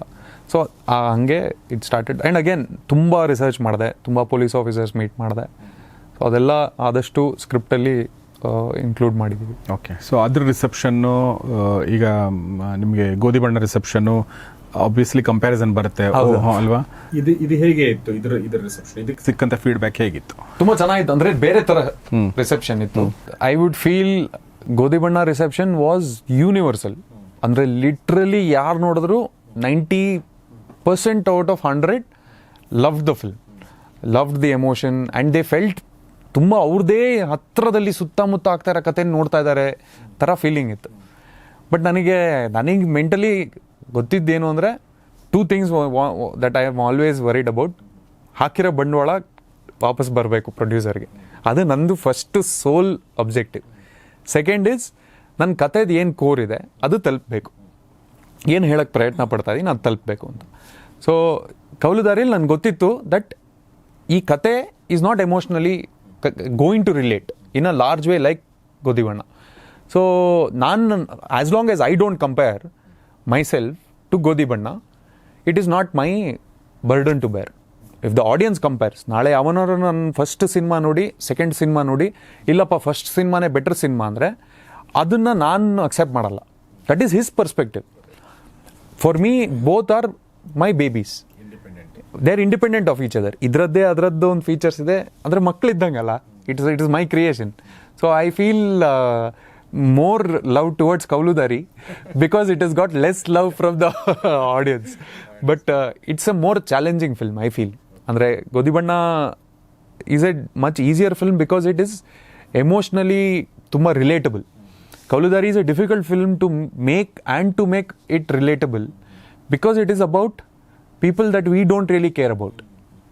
ನಮ್ಮ ಟ್ರಾಫಿಕ್ ಸಿಗ್ನಲಲ್ಲಿರೋ ಪೊಲೀಸ್ ಇನ್ಸ್ಪೆಕ್ಟರ್ ಬಗ್ಗೆ ನಾವು ಎಷ್ಟು ಆ್ಯಕ್ಚುಲಿ ಯೋಚನೆ ಮಾಡ್ತೀವಿ, ಆ್ಯಕ್ಚುಲಿ ಅವ್ರಿಗೆ ಎಷ್ಟು ಸಂಬಳ ಸಿಗುತ್ತೆ ಅಂತ ನಾವು ಎಷ್ಟು ಜನ ಯೋಚನೆ ಮಾಡ್ತೀವಿ, ಅವ್ರಿಗೆ actually the amount of salary that they get ಎಲ್ಲರೂ ಹೇಳ್ತಾರೆ. In fact there is a very beautiful scene in Kavaludaari which unfortunately cut ಮಾಡಬೇಕಾಗಿತ್ತು ನಾವು. ಅದರಲ್ಲಿ ಒಂದು ಸಂಭಾಷಣೆ ಇದೆ ರಿಷಿ ಕ್ಯಾರೆಕ್ಟರ್ ಮತ್ತು ಆನಂದ್ ಸರ್ ಕ್ಯಾರೆಕ್ಟರ್ ಮಧ್ಯದಲ್ಲಿ. ರಿಷಿ ಅವಾಗ ಹೇಳ್ತಾರೆ, ನಮ್ಮನ್ನು ಮಾಮ ಅಂತೆಲ್ಲ ಕರೀತಾರೆ, ತುಂಬ ಚೀಪಾಗಿ ಮಾತಾಡಿಸ್ತಾರೆ, ನಾಯಿ ಅಂತೆಲ್ಲ ಕರೀತಾರೆ, ಬಟ್ ನಮಗೇನು ಬೆಲೆ ಇಲ್ವಾ ಸೊಸೈಟೀಲಿ ಅಂತ. ಆ್ಯಕ್ಚುಲಿ ನೋಡಿದ್ರೆ ಬೆಲೆ ಇಲ್ಲ, ನಾವು ಅವ್ರಿಗೆ ಕರೆಕ್ಟ್ ಸಂಬಳ ಕೊಡೋಲ್ಲ. The amount of money that they should get for the job that they do, for the responsibility that they have is very less. But we expect the best from them. There is something wrong ಅಲ್ವಾ ಅವಾಗ, ಅಂದರೆ ಅದು ಯೋಚನೆಲೇ ತಪ್ಪಿದೆ ಅಲ್ವಾ ಅಂತ. So ನನಗೆ I knew emotionally ಅಷ್ಟೊಂದು connection ಆಗಲ್ಲ, ಬಟ್ ಒಂದು ಥ್ರಿಲ್ಲರ್ ಪರ್ಸ್ಪೆಕ್ಟಿವಲ್ಲಿ ಸಿನಿಮಾ ಜನರು ಎಂಜಾಯ್ ಮಾಡಬಹುದು ಅಂತ ಆ ಪರ್ಸ್ಪೆಕ್ಟಿವಲ್ಲಿ ವರ್ಕ್ ಆಯಿತು. ಅಂದರೆ thankfully lots of people watch it. ಬೇರೆ ಭಾಷೆಯಲ್ಲಿ ಇನ್ಫ್ಯಾಕ್ಟ್ ಅಮೆಝಾನ್ ಪ್ರೈಮಲ್ಲಿ ಬಂದಾದಮೇಲೆ ತುಂಬ, ಅಂದರೆ ಇವತ್ತಿಗೂ ನನಗೆ ತೆಲುಗು, ತಮಿಳ್, ಮಲಯಾಳಂ ಇಂದ ಪೀಪಲ್ ರೈಟ್ ಸೇಯಿಂಗ್ ಕೌಲುದಾರಿ ನೋಡಿದ್ವಿ, ತುಂಬ ಇಷ್ಟ ಆಯಿತು, ತುಂಬ ಚೆನ್ನಾಗಿದೆ ಅಂತ. And all the film clubs ಅಲ್ಲೆಲ್ಲ in other languages it's a very highly recommended and watched film is what I've been led to believe. So it's satisfying. Very nice. So ಹೀಗೆ ಕವಲುದಾರಿ ಆಯಿತು. ಈಗ ಆ್ಯಕ್ಚುಲಿ ಒಂದು ಅದನ್ನು ಮುಂಚೆನೇ ಮಾತಾಡಬೇಕಾಗಿತ್ತು, ನನಗೆ ಗೊತ್ತಿಲ್ಲ ನನಗೆ. ಸೊ ಅದು ಸಪ್ತಸಾಗರದ ಆಚೆಯಲ್ಲೋ ಹೊಸ ಸಿನಿಮಾ ಅನೌನ್ಸ್ ಮಾಡಿದ್ದೀರಿ, ರಕ್ಷಿತ್ ಶೆಟ್ಟಿ ಅಗೇನ್. ಸೊ ಇದ್ರ ಬಗ್ಗೆ ಏನು? ಇದು ನಂದು ಅಂದರೆ ನಾನೊಂದು ಲವ್ ಸ್ಟೋರಿ ಮಾಡಬೇಕು ಅಂತ ಭಾಳ ಆಸೆ ಇತ್ತು ಮುಂಚೆಯಿಂದಾನು. ಆ್ಯಂಡ್ ಕೌಲುದಾರಿ ಮಾಡ್ಬೇಕಾದ್ರೆ ಆನಂದ್ ಸರ್ ಯಾವಾಗಲೂ ಕಿವಿಲಿ ಹೇಳೋರು, ಲವ್ ಸ್ಟೋರಿ ಮಾಡು ಅಂತ. ಬಿಕಾಸ್ ನಾನು ಅವ್ರ ಜೊತೆ ಮಾತಾಡ್ಬೇಕಾದ್ರೆ I am a very big romantic, ಅವ್ರಿಗೂ ಗೊತ್ತು. ಆ್ಯಂಡ್ ಅಂದರೆ ಆನಂದ್ ಸರ್ ನನ್ನನ್ನು ತುಂಬ ಚೆನ್ನಾಗಿ ಅರ್ಥ ಮಾಡ್ಕೊಂಡಿದ್ದಾರೆ, ನಾನು ಅವ್ರನ್ನ ಒಂದು ಮಟ್ಟಕ್ಕೆ ಅರ್ಥ ಮಾಡ್ಕೊಂಡಿದ್ದೀನಿ ಅಂತ ಅನ್ಕೊತೀನಿ. ಸೊ ಅವರು ಸುಮಾರು ಸಲ ಹೇಳ್ತಾಯಿದ್ರು ಲವ್ ಸ್ಟೋರಿ ಯೋಚನೆ ಮಾಡೋ ಅಂತ. ಆ್ಯಂಡ್ ನನಗೂ ಅದು ಎಲ್ಲೋ ಒಂದು ಕಡೆ ಇತ್ತು ಲವ್ ಸ್ಟೋರಿ ಮಾಡಬೇಕು ಅಂತ. ಆ್ಯಂಡ್ ನಾನೊಂದು ಸ್ಕ್ರಿಪ್ಟ್ ಮಾಡಿದ್ದೆ, ನಾನೊಂದು 8-9 ಸ್ಕ್ರಿಪ್ಟ್ ಫುಲ್. ಅಂದರೆ ನಾನು ಸ್ಕ್ರಿಪ್ಟ್ ಮಾಡ್ಬೇಕಾದ್ರೆ ಬರೀ ಒಂದು ಐಡಿಯಾ ಬರೆದು ಅಥವಾ ಒಂದು ಸಿನಾಪ್ಸಿಸ್ ಅಲ್ಲ, ಫುಲ್ ಸ್ಕ್ರಿಪ್ಟು ಒಂದು 5-6 ಸ್ಕ್ರಿಪ್ಟ್ ಬರೆದಿಟ್ಟಿದ್ದೆ. ಆ್ಯಂಡ್ 5-6 ಸಲ ಪ್ರೊಡ್ಯೂಸರ್ ಹತ್ರ ರಿಜೆಕ್ಷನ್ ಆಗಿತ್ತು. So one of the scripts was the love story basically. So and it's completely out of my comfort zone. ನಾನು ಮಾಡಿರೋ 2 ಸಿನಿಮಾಲೂ ರೊಮ್ಯಾಂಟಿಕ್ ಎಲಿಮೆಂಟ್ಸ್ ಇದೆ ಹೊರತು it's not a out and out love story. So to do this is very ಒಂಥರ ನನಗೆ ಒಂದು exciting nervousness ಇದೆ, ಹೆಂಗಾಗತ್ತಪ್ಪ, ಹೌ ಟು ಹ್ಯಾಂಡಲ್ ಅಂತ. Because it's a very sensitive thing to do. ಒಂದು ಹುಡುಗಿ ಮಧ್ಯದಲ್ಲಿ ಪ್ರೀತಿ, ಎನಿ ಕೈಂಡ್ ಆಫ್ ಲವ್ ತೋರಿಸೋದು is a very big challenge. Because you invariably fall in to tropes. ಅಂದರೆ ಏನು ರೆಗ್ಯುಲರಾಗಿ ವರ್ಕ್ ಆಗೋದನ್ನು ಒಂದು ಹುಡುಗಿನ ಫಸ್ಟು ಹಿಂಗೆ ಕೈ ಮುಟ್ಟಿದಾಗ ತುಂಬ ಖುಷಿ ಆಗುತ್ತೆ. ಇದೊಂದು 1000 ಫಿಲಮಲ್ಲಿ ನೋಡಿದ್ದೀವಿ ನಾವು. ಸೊ ನನಗೆ 1000 ಫಿಲಮಲ್ಲಿ ನೋಡಿದ್ದೀನಿ ಅನ್ನೋದು ಇಂಪಾರ್ಟೆಂಟ್ ಅಲ್ಲ, ನಾನು ಅದನ್ನು ನೋಡಿದಾಗ ಅದನ್ನು ನಾನು ಫೀಲ್ ಮಾಡಬೇಕು. And to recreate that is tremendously difficult. So ಅದನ್ನು ಹೆಂಗೆ ಅಚೀವ್ ಮಾಡೋದು ಅನ್ನೋದನ್ನು ಆ ಹುಡುಕಾಟದಲ್ಲಿ ಇದೀನಿ ಇವಾಗ. ಕರೆಕ್ಟಾಗಿ ಎಷ್ಟು 1000 ಸಿನಿಮಾದಲ್ಲಿ ಬಂದಿರ್ಬೋದು ಮತ್ತು ಲಕ್ಷಾಂತರ ಪ್ರೇಮಿಗಳು ಆ ಥರ ಕೈ ಇಟ್ಟರು ಕೂಡ ಅದು ಈಗ ಹೊಸದಾಗಿ ಕೈ ಇಟ್ಟರೆ ಅದು ಹೊಸದೇ. ಹೌದು ಅಲ್ವಾ? ಆ ಹೊಸದು ಅನ್ಸೋ ಥರ ನೀವು ಹೆಂಗೆ ಪ್ರೇಕ್ಷಕರಿಗೆ ಮಾಡ್ತೀರ ಅನ್ನೋದೇ ಚಾಲೆಂಜ್. ಅದೇ ಇರ್ಬೋದು, ಅದನ್ನೇನು ಅದು ಬೇರೆ ಥರ ಮಾಡಬೇಕಾಗಿಲ್ಲ ನೀವು. I don't believe in this original thought business at all sir. ಅಂದರೆ ತುಂಬ ಜನ ಹೇಳ್ತಾರೆ ಇಲ್ಲ ಅದು, ಅಂದರೆ there is something called ethical copyright infringement. And second thing is how we are as people. Nothing is truly original unless and until ಯಾರೋ ಒಬ್ಬರನ್ನ ನೀವು ಒಂದು ಕತ್ಲೆ ಕೋಣೆಯಲ್ಲಿ ಕೂರಿಸಿ, ಅಥವಾ ಕತ್ಲೆ ಕೋಣೆ ಅಲ್ಲ, ಒಂದು ರೂಮಲ್ಲಿ ಕೂರಿಸಿ ಅವರಿಗೆ ಟಿ ವಿ ತೋರಿಸ್ಬಿಡಿ, ಬುಕ್ ಓದಕ್ಕೆ ಬಿಡಬೇಡಿ, ಆಚೆ ಕಡೆ ಪ್ರಪಂಚದ ಜೊತೆ ಇಂಟ್ರಾಕ್ಟ್ ಮಾಡಬೇಡಿ. ಅವ್ನು ಆಚೆ ಕಡೆ ಬಂದ್ಬಿಟ್ಟು ಒಂದು ಕತೆ ಬರೆಯೋಕೆ ಹೇಳಿ, ಅದು ನಾನು ಹೇಳ್ತಾರೆ ಚಿಕ್ಕ ವಯಸ್ಸಿಂದ ಆವಾಗ ಬಂದು ಅವ್ನ ಕತೆ ಬರೀತಾನಲ್ಲ ಅದು ಒರಿಜಿನಲ್ ಕತೆ ಇರತ್ತೆ. ಬಿಕಾಸ್ ಅವ್ನಿಗೆ ಯಾವುದೇ ಥರದ ಇನ್ಫ್ಲೂಯೆನ್ಸ್ ಇಲ್ಲ. ಬಟ್ ನೀವು ಒಂದು ಪ್ರಪಂಚದಲ್ಲಿ ಇದ್ದಾಗ ಅದರನ್ನೆಲ್ಲ ಕನ್ಸ್ಯೂಮ್ ಮಾಡಾದ್ಮೇಲೆ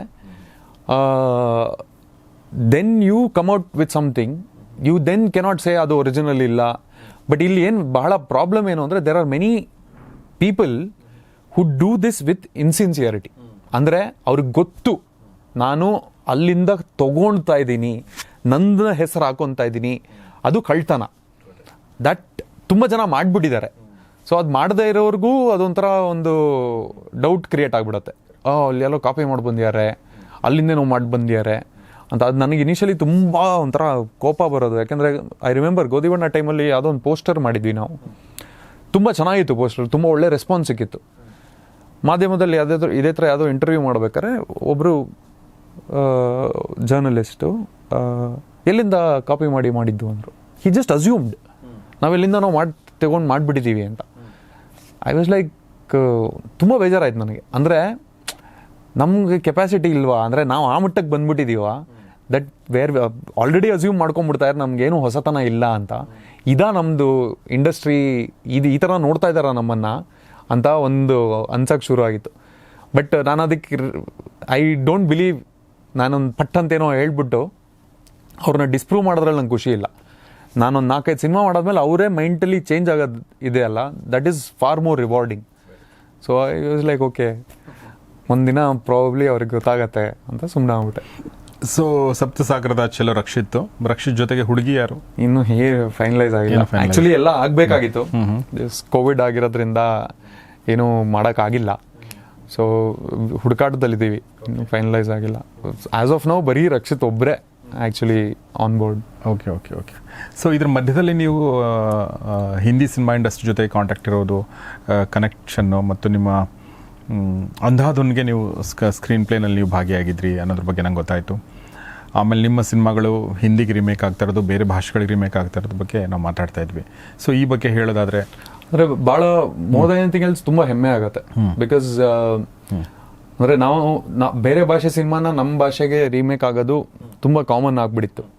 ಬಟ್ ಇವಾಗ ನಮ್ಮ ಭಾಷೆ ಬರೀ ನನ್ನ ಸಿನಿಮಾ ಅಂತಲ್ಲ, ಇವಾಗ ಬೆಲ್ ಬಾಟಮ್ಮು 4 ಭಾಷೆಯಲ್ಲಿ ಆಗ್ತಾ ಇದೆ, ಕಿರಿಕ್ ಪಾರ್ಟಿ 3-4 ಭಾಷೆಯಲ್ಲಿ ಆಯಿತು, ಯೂ ಟರ್ನ್ 4 ಭಾಷೆಯಲ್ಲಿ ಆಯಿತು. ಯೂ ಟರ್ನ್ ಆ್ಯಕ್ಚುಲಿ ಎಲ್ಲೋ ನಾನು ಓದಿದಾಗ ಎಷ್ಟು ನಿಜ ಎಷ್ಟು ಸುಳ್ಳು ಗೊತ್ತಿಲ್ಲ, ಫಿಲಿಪೀನ್ಸಲ್ಲೆಲ್ಲೋ ಮಲಯ ಭಾಷೆಯಲ್ಲಿ ರೀಮೇಕ್ ಮಾಡ್ತಾ ಇದ್ದಾರೆ. ಹ್ಯೂಜ್ ಅಚೀವ್ಮೆಂಟ್ ಅಲ್ಲ ಅದು. ಅಂದರೆ ಅಂದರೆ ಇಟ್ ಈಸ್ ಅಬೌಟ್ ಎಷ್ಟು ನಮ್ಮ ಸಿನಿಮಾಗೆ ಒಂದು ರೆಕಗ್ನಿಷನ್ ಸಿಗ್ತಾ ಇದೆ ಅನ್ನೋದು. ಅಂದರೆ ಒಂಥರದ್ರಲ್ಲಿ ಎಲ್ಲ ಆ್ಯಸ್ ಎ ಇಂಡಸ್ಟ್ರಿ ನಾವು ಖುಷಿ ಪಡೋಂಥ ವಿಷಯ. So that feels very nice. And to be a small contributing element through through Godhi Banna ಅವ್ರ ಥ್ರೂ ಕವಲುದಾರಿ ತುಂಬ ಖುಷಿ ಆಗುತ್ತೆ. ದಟ್ ನಮ್ಮ ಕತೆಗಳನ್ನ ಬೇರೆ ಇಂಡಸ್ಟ್ರಿಯವರು ನೋಡಿ ಪೊಟೆನ್ಷಿಯಲ್ ನೋಡಿ ಮಾಡ್ತಾ ಇದ್ದಾರೆ ಅಂದರೆ ಹೆಮ್ಮೆ ವಿಷಯ ಅದು. ಸೊ ಎಲ್ಲೆಲ್ಲ ಆಗ್ತಾ ಇದೆ ಕವಲುದಾರಿ? ಗೋಧಿಬಣ್ಣ ತಮಿಳ್, ತೆಲುಗು, ಮಲಯಾಳಂ ಆ್ಯಂಡ್ ಹಿಂದಿ ರೈಟ್ಸ್ ಆಗಿತ್ತು. ಹಿಂದಿ ಇವಾಗ ಮಾಡ್ತಾ ಇದ್ದಾರೆ ಅಂತ ಕೇಳ್ಪಟ್ಟೆ. ತಮಿಳ್ ಪ್ರಕಾಶ್ ಸರ್ ಮಾಡಿದ್ರು. ಐ ಥಿಂಕ್ ತೆಲುಗು ಮಾತುಕತೆಯಲ್ಲಿ ನಡೀತಾ ಇದೆ ಕಾಣುತ್ತೆ. ಕವಲುದಾರಿ ತಮಿಳ್ ತೆಲುಗು ಆಗಿದೆ ಆಲ್ರೆಡಿ, ಶೂಟಿಂಗ್ ಮುಗಿದಿದೆ, ರಿಲೀಸಿಗೆ ಕಾಯ್ತಾ ಇದ್ದಾರೆ. ಐ ಥಿಂಕ್ ಕೋವಿಡ್ ಇಲ್ಲದೆ ಹೋಗಿದ್ರೆ ಇಷ್ಟೊತ್ತಿಗೆ ರಿಲೀಸ್ ಆಗಿರೋದೇನೋ. ಮಲಯಾಳಮಲ್ಲಿ ಡೆವಲಪ್ಮೆಂಟಲ್ಲಿದೆ, ಹಿಂದಿಲಿ ಆಗ್ತಾ ಇದೆ ಪ್ರಾಜೆಕ್ಟ್. ಓಕೆ. ನೀವು ಗೋಧಿಬಣ್ಣದಲ್ಲಿ ಅಮಿತಾಬ್ ಬಚ್ಚನ್ ಮಾಡ್ತಾ ಇದ್ದಾರೆ ಅಂತ ಹೇಳಿದ್ರೆ ಹಿಂದಿ ರಿಮೇಕಲ್ಲಿ ಅಂದರೆ ಅವಾಗ when it was being proposed ಅವಾಗ ಇಟ್ ವಾಸ್ ಬೀಯಿಂಗ್ ಡಿಸ್ಕಸ್ಡ್. ಇವಾಗ ಐ ಥಿಂಕ್ ಮತ್ತೆ ಅಮಿತಾಬ್ ಸರ್ಗೆನೆ ಪಿಚ್ ಮಾಡಬೇಕು ಅಂತ ಮಾತುಕತೆ ನಡೀತಾ ಇದೆ ಅಂತ. ವಂಡರ್ಫುಲ್. ದಟ್ ಇನ್ನೊಂದು ವಿಚಾರ ನಾನು ಕೇಳಿದ್ದೇನೆ ಅಂದರೆ ನನ್ನ ಇತ್ತೀಚಿನ ದಿನಗಳಲ್ಲಿ, ಇತ್ತೀನ ವರ್ಷಗಳಲ್ಲಿ ಹಿಂದಿ ಸಿನಿಮಾಗಳಲ್ಲಿ ಒನ್ ಆಫ್ ದ ಫೇವ್ರೇಟ್ಸ್ ಅಂತಂದರೆ ಅಂಧಾಧುನ್. ಸೊ ಅಂಧಾಧುನ್ನಲ್ಲಿ ನೀವು ಕೂಡ ಜಾಯ್ನ್ ಆಗಿದ್ರಿ, ಸೊ ಅದ್ರ ಬಗ್ಗೆ ಪ್ಲೀಸ್ ಹೇಳಿ. ಅಂದರೆ ಅದು ಆ್ಯಕ್ಚುಲಿ ಗೋಧಿಬಣ್ಣಗಿಂತ ಮುಂಚೆ ನಾನು ಶುರು ಮಾಡಿದ್ದು ವರ್ಕು. ನನಗೆ ಇಲ್ಲಿ ಎಷ್ಟೊಂಥರ ಫ್ರಸ್ಟ್ರೇಷನ್ ಆಗ್ಬಿಟ್ಟಿತ್ತು ಅಂದರೆ, ಬಿಕಾಸ್ ತುಂಬ ಬೇರೆನೇ ಪ್ರಪಂಚ ಇತ್ತು ಅವಾಗ. ಪ್ರೊಡ್ಯೂಸರ್ ಹತ್ರ ಹೋದರೆ ಫಸ್ಟು ಪ್ರಶ್ನೆ ಅವ್ರು ಕೇಳ್ತಾ ಇದ್ದಿದ್ದು ಯಾರ ಡೇಟ್ ಇದೆ ಅಂತ. ನೀವು ಹೀರೋ ಹತ್ರ ಹೋಗಿ ಕತೆ ಹೇಳಿದ್ರೆ ಏನು ಮಾಡಿದ್ಯಾ ಅಂತ ಕೇಳ್ತಾರೆ ಮುಂಚೆ. ಅಥವಾ ಅಂದರೆ ಆ್ಯಂಡ್ ಯಾರೂ ಇದ್ರಲ್ಲಿ ಸರಿ ತಪ್ಪಿಲ್ಲ, ಅವ್ರವ್ರ ಪರ್ಸ್ಪೆಕ್ಟಿವ್ ಎಲ್ಲರೂ ಕರೆಕ್ಟೇ. ಯಾಕೆಂದರೆ ಒಂದು ಹೀರೋ ಯಾವನೊಬ್ಬ ಹೊಸಬನ ಹತ್ರ ಯಾಕೆ ಕೊಡ್ಬೇಕು ಡೇಟು? ಅಂದರೆ ಅವರು ಅಷ್ಟೊಂದು ಕಷ್ಟಪಟ್ಟು ಶ್ರಮಪಟ್ಟು ಒಂದು ಹೆಸರು ಮಾಡಿರ್ತಾರೆ. ಅದನ್ನು ನನ್ನ ಮೇಲೆ ಯಾಕೆ ಭರವಸೆ ಇಡಬೇಕು? ಸಹಜ ಅಲ್ವಾ?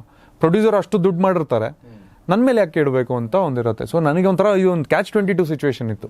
ಹೆಂಗಪ್ಪ ಸಿನಿಮಾ ಮಾಡೋದಿಲ್ಲಿ ಅಂತ ಫುಲ್ ಫ್ರಸ್ಟ್ರೇಷನ್. ಬೇಡ, ಬಾಂಬೆಗೆ ಹೋಗ್ಬಿಡ್ತೀನಿ ನಾನು ಅಂತ ಒಂದು ಹಠದಲ್ಲಿ ಬಾಂಬೆಗೆ ಹೋಗಿದ್ದೆ. ಸೊ ಅಲ್ಲಿ ಸುಮಾರು ಜನ ಡೈರೆಕ್ಟರ್ಸ್ನ ಮೀಟ್ ಮಾಡಿದ್ದೆ. ಬಟ್ ಅಲ್ಲಿ ತುಂಬ ಆಶ್ಚರ್ಯದ ವಿಷಯ ಏನು ಅಂದರೆ, ನಾನು ಇಂಡಸ್ಟ್ರೀಲಿ ಇಲ್ಲಿ ನಾನು ಕಾಸರಹಳ್ಳಿ ಅವ್ರ ಅಸಿಸ್ಟೆಂಟು ಅಂತ ಹೆಮ್ಮೆಯಿಂದ ಹೇಳ್ತಾ ಇದ್ದೆ. ನನಗೆ ಇವಾಗಲೂ ಭಾಳ ಹೆಮ್ಮೆ ಇದೆ. ಗಿರೀಶ್ ಕಾಸರಹಳ್ಳಿ ಅವರ ಅಸಿಸ್ಟೆಂಟಾಗಿ ಕೆಲಸ ಮಾಡಿದ್ದೆ ಅನ್ನೋದು ಬಹಳ ಹೆಮ್ಮೆ ವಿಷಯ ನನಗೆ. ಇಲ್ಲಿ ಹೇಳಿದ್ರೆ ಅವ್ರು ಬಿಡಿ ಸರ್, ಅವ್ರ ಸಿನಿಮಾ ಯಾರು ನೋಡಲ್ಲ, ರಿಲೀಸ್ ಆಗಲ್ಲ ಅಂತ ಹೇಳ್ತಾರೆ. ಇಲ್ಲಿ ಬಾಂಬೆಲಿ ಪ್ರತಿ ಡೈರೆಕ್ಟ್ರು, ನಾನು ಶ್ರೀರಾಮ್ ಅವ್ರನ್ನ ಮೀಟ್ ಮಾಡಿದ್ದೀನಿ, ಅನುರಾಗ್ ಅವ್ರನ್ನ ಮೀಟ್ ಮಾಡಿದ್ದೀನಿ, ವಿಶಾಲ್ ಭಾರದ್ವಾಜ್ ಅವ್ರನ್ನ ಮೀಟ್ ಮಾಡಿದ್ದೀನಿ, ದಿಬಾಕರ್ ಬ್ಯಾನರ್ಜಿ ಅವ್ರನ್ನ ಮೀಟ್ ಮಾಡಿದ್ದೀನಿ, the who's who of Bollywood ಎಲ್ಲರ ಹತ್ರನೂ ಭೇಟಿ ಮಾಡಿದ್ದೀನಿ. ಒಂದೇ ಕಾರಣ, ನಾನು ಕಾಸರಹಳ್ಳಿ ಅವ್ರ ಅಸಿಸ್ಟೆಂಟ್ ಆಗಿದ್ದೆ ಅಂತ. ಅದೊಂದಕ್ಕೋಸ್ಕರನೇ ನನ್ನನ್ನು ಕರೆಸಿ ಮೀಟ್ ಮಾಡ್ಯಾರ ಆಫೀಸ್ಗೆ. ಅಂದರೆ ಅವ್ರಿಗೆ ನೀವು ಇಮ್ಯಾಜಿನ್ ಮಾಡಿ, ಬಾಲಿವುಡ್ಗೆ ಇಡೀ ದೇಶದಿಂದ ಅಪ್ಲಿಕೇಶನ್ಸ್ ಕಳಿಸ್ತಾರೆ, ಸರ್ ನಾನು ಅಸಿಸ್ಟೆಂಟಾಗಿ ತೊಗೊಳ್ಳಿ ಅಂತ. ಅದರಲ್ಲಿ ನಾನು ಒಬ್ಬ. ನನಗೆ ಸ್ಪೆಷಲಿ ಬಂದು ಕರೆಸಿ ಬಾಪ ಅಪಾಯಿಂಟ್ಮೆಂಟ್ ಕೊಡ್ತೀನಿ ಅಂತ ಹೇಳೋಕ್ಕೆ ನನ್ನ ಅಸಂಪ್ಷನ್ನು ಆ್ಯಂಡ್ ಅದನ್ನು ಕ್ಲಾರಿಫೈಯೂ ಮಾಡ್ಕೊಂಡಿದ್ದೀನಿ ಈಸ್ ಬಿಕಾಸ್ ನಾನು ಕಾಸರಹಳ್ಳಿ ಅಂತ ಫಿಲ್ಮ್ ಮೇಕರ್ ಹತ್ರ ಅಸಿಸ್ಟೆಂಟಾಗಿ ಕೆಲಸ ಮಾಡಿದ್ದೆ ಅಂತ. ಅಷ್ಟು ಗೌರವ ಇದೆ ಅಲ್ಲಿ. ಸೊ ನನಗದು ಭಾಳ ಖುಷಿ. ಸೊ ಶ್ರೀರಾಮ್ ಅವರು FTI ಸ್ಟೂಡೆಂಟು, FTI ಪಾಸ್ಔಟ್. ಕಾಸರಹಳ್ಳಿನೂ FTI ಪಾಸ್ಔಟ್ ಆಗಿದ್ರಲ್ಲ. ಸೊ ನಾನು ಶ್ರೀರಾಮ್ ಅವ್ರನ್ನ ಮೀಟ್ ಮಾಡಿದೆ. ಆ್ಯಂಡ್ ಅವರು ತುಂಬ ಅಂದರೆ ಸಿಂಪಲ್ ವ್ಯಕ್ತಿ, ವೆರಿ ಗ್ರೌಂಡೆಡ್ ಆ್ಯಂಡ್ ಸಿನಿಮಾ ಬಗ್ಗೆ ಅಪಾರ ಅಭಿಮಾನ ಆ್ಯಂಡ್ ನಾಲೆಡ್ಜ್. ಎಷ್ಟು ಮಟ್ಟಕ್ಕೆ ಅಂದರೆ ನನ್ನ writing has improved 100 times just by working with Sriram. ನೋಡಿಲ್ದಿರೋ ಸಿನಿಮಾ ಇಲ್ಲ ಅವರು, ಅಷ್ಟು ತಿಳುವಳಿಕೆ. ಸೊ ಅವರು ನಾ ಮೀಟ್ ಮಾಡಿದ್ದೆ. ಅವರು ಅಂದರೆ ಅವ್ರಿಗೆ ಆ್ಯಕ್ಚುಲಿ ನಾನು ಕೌಲುದಾರಿ ಐಡಿಯಾ ಹೇಳಿದ್ದೆ. ಈ ಥರ ಒಂದು ಐಡಿಯಾ ಇದೆ, ಮೂಳೆಗಳು ಸಿಗುತ್ತೆ, ಅದು ಹೆಂಗೆ ಪಾಲಿಟಿಕ್ಸ್ಗೆ ಕನೆಕ್ಟ್ ಆಗುತ್ತೆ, criminalisation of Indian politics basis ಇಟ್ಕೊಂಡು ಅಂತ. ತುಂಬ ಇಷ್ಟ ಆಗಿತ್ತು ಅವ್ರಿಗೆ. ಡೆವಲಪ್ ಮಾಡು ಅಂತ ಹೇಳಿದರು. ಬಟ್ ನನಗೆ ಆವಾಗ ಮೆಚೂರಿಟಿ ಇರಲಿಲ್ಲ. ಅಂದರೆ ಈ ಥರ ಒಂದು ತುಂಬ ಸೆನ್ಸಿಟಿವ್ ಸೀರಿಯಸ್ ಟಾಪಿಕ್ನ ಮೆಚೂರಾಗಿ ಹ್ಯಾಂಡಲ್ ಮಾಡೋ ಸೆನ್ಸಿಟಿವಿಟಿ ಇರಲಿಲ್ಲ. ಅರ್ಧ ಬರೋದು ನಿಂತೋಗ್ಬಿಟ್ಟಿತ್ತದು. ಆಮೇಲೆ ಅವ್ರನ್ನ ಆ ಟಚ್ಚಲ್ಲೇ ಇದ್ದೆ. ಆ ಟೈಮಲ್ಲಿ we were working on different ideas, ಏನೋ ಒಂದು ಮಾಡಬೇಕು ಅಂತ. So he had decided that ನನ್ನಲ್ಲಿ ರೈಟಿಂಗ್ ಎಬಿಲಿಟಿ ಇದೆ, ನನ್ನ ಜೊತೆ ಕೆಲಸ ಮಾಡೋಣ ಅಂತ ಅವರು ಡಿಸೈಡ್ ಮಾಡಿದರು, ಏನೋ ಒಂದು ಮಾಡೋಣ ಅಂತ. ಆ ಟೈಮಲ್ಲಿ I came across that French short film. So ಆ ಫ್ರೆಂಚ್ ಶಾರ್ಟ್ ಫಿಲ್ಮ್ ಪಿಯಾನಿಸ್ಟ್. ಸೊ ನಾನು ಶ್ರೀರಾಮಿಗೆ ಶೇರ್ ಮಾಡಿದೆ ಅದನ್ನ. ಇದು ನೋಡಿ ಅಂದರೆ ನೋಡಿದೆ ನಾನು, ಅದ್ಭುತವಾಗಿದೆ ಅಂತ. ಅಂದರೆ ಇದನ್ನು ಮಾಡಬೇಕು ಅನ್ನೋ ಉದ್ದೇಶ ಇರಲಿಲ್ಲ, ಶೇರ್ ಮಾಡಿದೆ. ಒಂದು ಒಳ್ಳೆ ಸಿನಿಮಾ ನೋಡಿದೆ ನೋಡಿ ಅಂತ. ಆ್ಯಂಡ್ ಅವ್ರದ್ದು ಫೇವ್ರೆಟ್ ಸ್ಪೇಸ್ ಅದು, ದಟ್ ಥ್ರಿಲ್ಲರ್ ಜಾನರ್ ಇದೆ ಅಲ್ಲ, ಅವ್ರ ಫೇವ್ರೆಟ್ ಸ್ಪೇಸ್ ಅದು, ನಂದು ಫೇವ್ರೆಟ್ ಸ್ಪೇಸು. ಸೊ ನಾವು ಆ ಸ್ಪೇಸಲ್ಲಿ ತುಂಬ ಸಿನಿಮಾ ನೋಡಿದ್ದೀವಿ. ಸೊ ಅವ್ರಿಗೆ ಶೇರ್ ಮಾಡಿದಾಗ ಅವ್ರು ನೋಡಿ ಸಖತ್ ಇಷ್ಟಪಟ್ಟರು. ರಾತ್ರಿ 11:30-12 ಗಂಟೆಗೆ ನೋಡಿ ಫೋನ್ ಮಾಡಿದ್ರು. ಫೋನ್ ಮಾಡಿ ತುಂಬ ಚೆನ್ನಾಗಿದೆ, ಇದ್ರ ಮೇಲೆ ವರ್ಕ್ ಮಾಡೋಣ ಅಂತ. ನಾನು ಇದ್ರ ಮೇಲೆ ಹೆಂಗೆ ವರ್ಕ್ ಮಾಡೋಕ್ಕಾಗತ್ತೆ, ಇದು ಮಾಡಿಬಿಟ್ಟಿದಾರ ಅಂತ. ಇಲ್ಲ, ನಾನು ರೈಟ್ಸಿಗೆ ಮಾತಾಡ್ತೀನಿ, ರೈಟ್ಸ್ ಪರ್ಚೇಸ್ ಮಾಡೋಣ, ನನ್ನ ಮೇಕರ್ಸ್ನ ಕಾಂಟ್ಯಾಕ್ಟ್ ಮಾಡ್ತೀನಿ. ಇನ್ನೊಂದು 2 ವೀಕ್ಸಲ್ಲಿ ರೈಟ್ಸ್ ಎಲ್ಲ ಮಾತುಕತೆ ಆಗಿ he had picked up the rights. So ಆ ಬೇಸಿಸ್ನ ಇಟ್ಕೊಂಡು ಇಲ್ಲಿಂದ ಕತೆ ಹೆಣಿಯೋಣ ಇವಾಗ ಅಂತ ಶುರು ಮಾಡಿದ್ದು. ಸೊ ಅದು ಆಲ್ಮೋಸ್ಟ್ ಆ ಪಾಯಿಂಟಲ್ಲಿ Sriram I think agent Vinod ಆದಮೇಲಿದು. Agent Vinod was a big box office disaster. So what next ಅನ್ನೋದು ಅವ್ರಿಗೊಂದು ದೊಡ್ಡ ಸವಾಲಾಗಿತ್ತು. ನೆಕ್ಸ್ಟ್ ಏನು ಮಾಡಲಿ ಅಂತ ಯೋಚನೆ ಮಾಡ್ತಾರೆ. 2-3 ಪ್ರಾಜೆಕ್ಟಲ್ಲಿ ಇದೊಂದು ಪ್ರಾಜೆಕ್ಟ್ ಇತ್ತು. ಬಟ್ ಇದು ನಾವು ಫಸ್ಟ್ ಹಾಫ್ ಫುಲ್ಲು ಇದ್ದೆ ನಾನು. ಫಸ್ಟ್ ಹಾಫ್ ಫುಲ್ ನಾನು ವರ್ಕ್ ಮಾಡಿದ್ದೀನಿ ಅವ್ರ ಜೊತೆ. The entire first half was written. Second half we were not able to figure out, ಅಂದರೆ ಏನಾಗತ್ತೆ ಸೆಕೆಂಡ್ ಹಾಫಲ್ಲಿ ಅಂತ. ಆ ಪಾಯಿಂಟಲ್ಲಿ ಬಹಳ ಕನ್ಫ್ಯೂಷನ್ನು. ಅಂದರೆ ಅವರೊಂದು ವರ್ಷನ್ನು, ನಾನೊಂದು ವರ್ಷನ್ನು, ಅವ್ರು ಬರ್ದಿದ್ದು ನನಗೆ ವರ್ಕ್ ಆಗಲ್ಲ, ನಾನು ಬರ್ದಿದ್ದು ಅವ್ರಿಗೆ ವರ್ಕ್ ಆಗಲ್ಲ. It's like it was not going anywhere.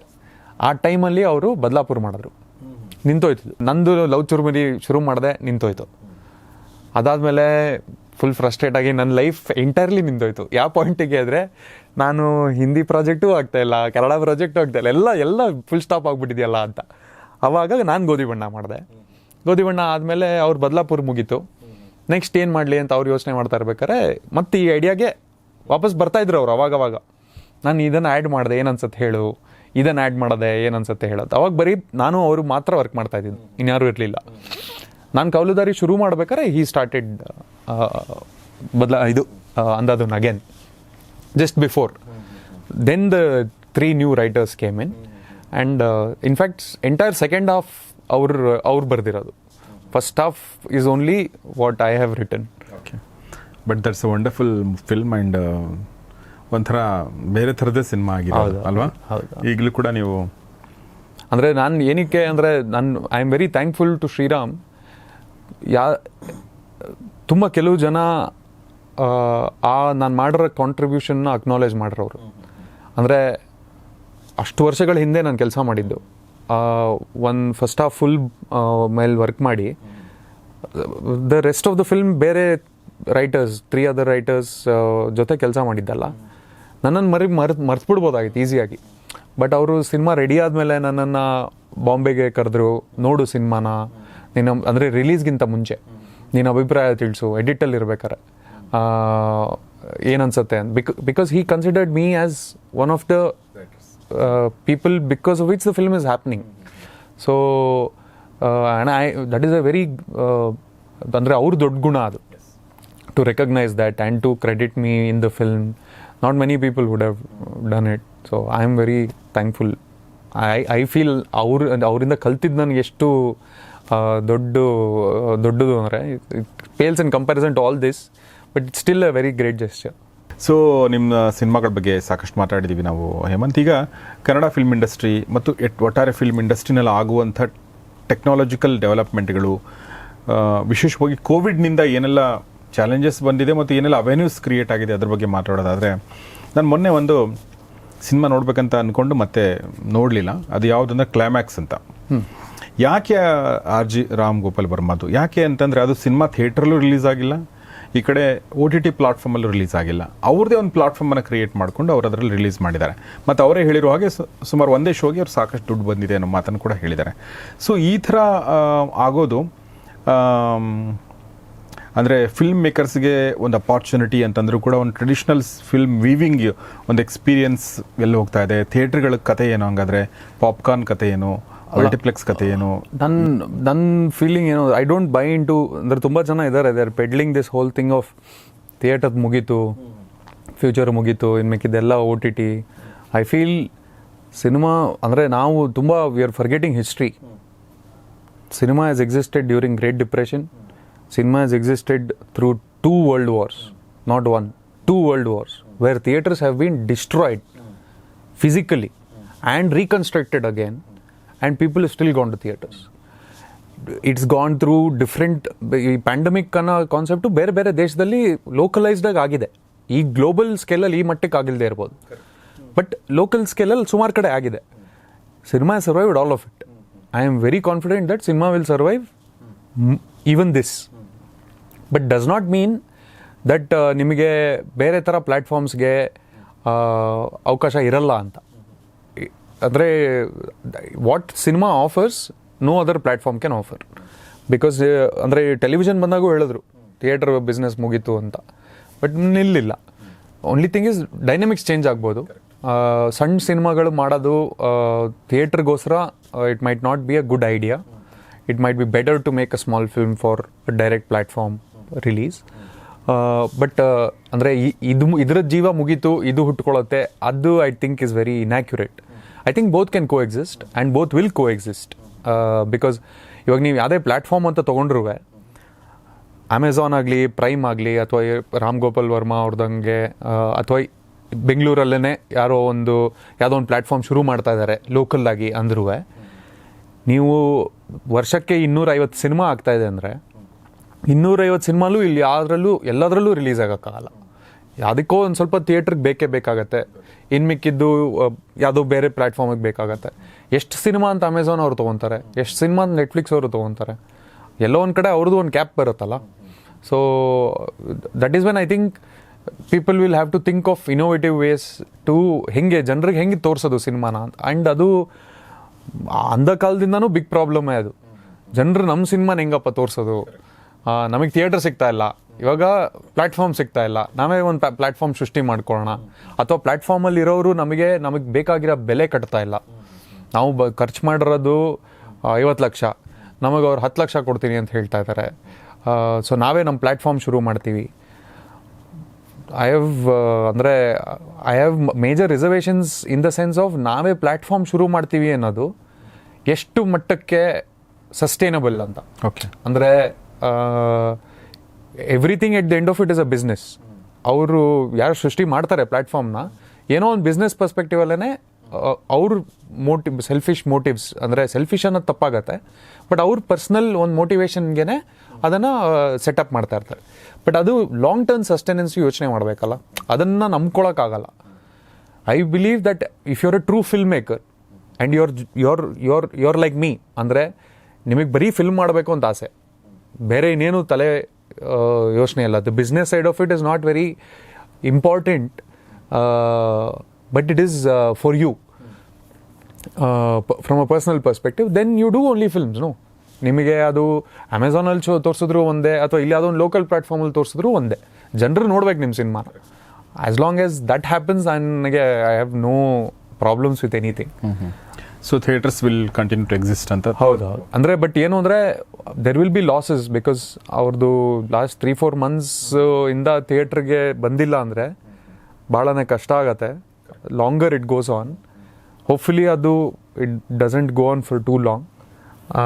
ತುಂಬ ಥಿಯೇಟ್ರ್ಗಳು ಮುಚ್ಚುತ್ತೆ ಅಂತ ಅನಿಸುತ್ತೆ ನನಗೆ. ಅಂದರೆ not the major ones, already single ಥಿಯೇಟರ್ಗಳು ಮುಚ್ಚಿ ಮಾಲ್ಗಳಾಗ್ತಾ ಇದೆ. So I don't think companies like PVR, INOX ಇವರೆಲ್ಲ ತುಂಬ ಎಫೆಕ್ಟ್ ಆಗ್ತಾರೆ ಅಂತ, ಬಿಕಾಸ್ ಅವರು ತುಂಬ ದುಡ್ಡು ಮಾಡಿದ್ದಾರೆ. ಖಂಡಿತ ಥಿಯೇಟರ್ ಮಾಡಿದ್ರು, ಸಿನಿಮಾದಲ್ಲಿ ಮಾಡಿದ್ರು, ಮಾಡದೇ ಇದ್ರು ಮಲ್ಟಿಪ್ಲೆಕ್ಸ್ ಎಲ್ಲ ಮಾಡ್ತಾರೆ. ಪಾಪ್ಕಾರ್ನ್ ಇಂದಂತೂ ಖಂಡಿತ ಮಾಡಿದ್ದಾರೆ. So thank you very much Hemanth, ನಮ್ಮ ಜೊತೆ ಈ ಒಂದು ಸುದೀರ್ಘ ಮಾತುಕತೆಯಲ್ಲಿ ಪಾಲ್ಗೊಂಡಿದ್ದಕ್ಕೆ. My pleasure sir. It was very nice listening to you. Sapta Sagarada ಆಚೆಯಲ್ಲೋ ತುಂಬ ಚೆನ್ನಾಗಿದೆ ಟೈಟಲ್ ಕೂಡ, ಆಮೇಲೆ ಅದರ ಪೋಸ್ಟರ್ ಡಿಸೈನ್ ಕೂಡ ತುಂಬ ಚೆನ್ನಾಗಿದೆ. ಸೊ ಒಂದು ಅದ್ಭುತವಾದ ಎಲ್ರಿಗೂ ಕನೆಕ್ಟ್ ಆಗುವಂಥ ಲವ್ ಸ್ಟೋರಿನ ನಮಗೆ ನೋಡೋಕ್ಕೆ ಸಿಗುತ್ತೆ ಅಂತ ಅನ್ಕೋತೀನಿ. ಯಾಕೆಂದರೆ ಲವ್ ಅನ್ನೋದು ಅದು ಕ್ಲೀಶೆ ಮತ್ತು ಎವರ್ ಗ್ರೀನ್ ಎರಡೂ ಆಗಿರುತ್ತೆ ಎಟ್ ದ ಸೇಮ್ ಟೈಮ್, ಅಲ್ವಾ? ಸೊ ಹಂಗಾಗಲಿ ಅಂತ ಆಶಿಸ್ತಾ, ಥ್ಯಾಂಕ್ ಯು ಸರ್. ನಮ್ಮ ಜೊತೆ ಮಾತಾಡಿದ್ದಕ್ಕಾಗಿ ತುಂಬ ತುಂಬ ಧನ್ಯವಾದ ನಿಮಗೆ. Thank you very much. I completely enjoyed the talk. ಅಂದರೆ ಭಾಳ ಇಂಟರ್ವ್ಯೂಸಲ್ಲಿ ಅಂದರೆ ನೀವು ಎಷ್ಟು ಸುಲಭವಾಗಿ ನನ್ನ ಕೈಲಿ ಮಾತಾಡ್ಸಿದ್ರಿ ಅನ್ನೋದು is reflection of how good you are. So thank you so much. Thank you very much. So ಸ್ನೇಹಿತರೆ, ಇದು ಹೇಮಂತ್ ಎಂ ರಾವ್ ಅವರೊಂದಿಗಿನ ಸಂದರ್ಶನ. ಅವರ 2 ಸಿನಿಮಾಗಳು ಅಂದರೆ ಗೋಧಿ ಬಣ್ಣ, ಸಾಧಾರಣ ಮೈಕಟ್ಟು ಮತ್ತು ಕವಲದಾರಿ, ಈ 2 ರಿಲೀಸ್ ಆಗಿ 2 ಕಮರ್ಷಿಯಲ್ ಸಕ್ಸಸ್ ಕೂಡ ಕಂಡಿವೆ ಮತ್ತು ಕ್ರಿಟಿಕಲ್ ಸಕ್ಸಸ್ಸನ್ನು ಕೂಡ ಕಂಡಿವೆ. ಈಗ ಅವರು ಸಪ್ತ ಸಾಗರದ ಆಚೆಯಲ್ಲೋ ರಕ್ಷಿತ್ ಶೆಟ್ಟಿ ಅವರ ಸಿನಿಮಾನ ಪ್ಲ್ಯಾನ್ ಮಾಡ್ಕೊಂಡಿದ್ದಾರೆ. ಅವರ ಮುಂದಿನ ಎಲ್ಲ ಸಿನಿಮಾಗಳು ಒಳ್ಳೆ ಹಿಟ್ ಆಗಲಿ, ಜನ ನೋಡಲಿ. ಮತ್ತು ಕನ್ನಡದ ಬಗ್ಗೆ ನಾವು ಯಾವಾಗಲೂ ಮಾತಾಡ್ತೀವಲ್ಲ, ಕನ್ನಡ ಸಿನಿಮಾಗಳನ್ನ ಜನ ತಿರುಗಿ ನೋಡೋ ಥರ ಆಗಬೇಕು, ಬೇರೆ ಭಾಷೆಯ ಸಿನಿಮಾ ವೀಕ್ಷಕರು ಕೂಡ ಅಂಥೇಳಿ ಆ ಥರ ಸಿನಿಮಾಗಳನ್ನ ಅವ್ರು ಕೊಡ್ತಾ ಇದ್ದಾರೆ. ಅದು ಕಂಟಿನ್ಯೂ ಆಗಲಿ ಅಂತ ಆಶಿಸ್ತಾ ಈ ಕಾರ್ಯಕ್ರಮ ಮುಗಿಸ್ತಾ ಇದ್ದೀನಿ. ಈ ಕಾರ್ಯಕ್ರಮ ನಿಮಗೆ ಇಷ್ಟ ಆಗಿದ್ದರೆ ಖಂಡಿತ ಅದು ನಿಮ್ಮ ಸ್ನೇಹಿತರೊಂದಿಗೆ ಶೇರ್ ಮಾಡಿ, ಕಮೆಂಟ್ ಮಾಡಿ, ಲೈಕ್ ಮಾಡಿ, ಮತ್ತು ಈ ಚಾನಲ್ನ ಸಬ್ಸ್ಕ್ರೈಬ್ ಮಾಡದೇ ಇದ್ದರೆ ಸಬ್ಸ್ಕ್ರೈಬ್ ಮಾಡಿ. ಧನ್ಯವಾದ.